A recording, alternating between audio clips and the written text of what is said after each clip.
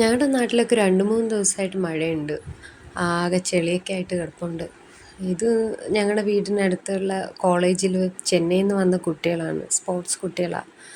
അവിടെ എന്തോ മാച്ചൊക്കെ നടക്കുന്നുണ്ടായിരുന്നു. അങ്ങനെ 2-3-4 ബസ് ഉണ്ടായിരുന്നു ഇതുപോലെ. തണുപ്പൊക്കെ ആയതുകൊണ്ട് തന്നെ രാവിലെ ചായയിൽ തുടങ്ങാമെന്ന് വിചാരിച്ചു. അപ്പം ഞാൻ കോഫിയാണ് ഉപയോഗിക്കുന്നത്. കുഞ്ഞുങ്ങൾക്ക് വളരെ കടുപ്പം കുറച്ചിട്ട് ചായ കൊടുക്കും. രാവിലെ ആയപ്പോൾ തന്നെ മാമ ഒരു ചക്ക എടുത്തുകൊണ്ട് വന്നു.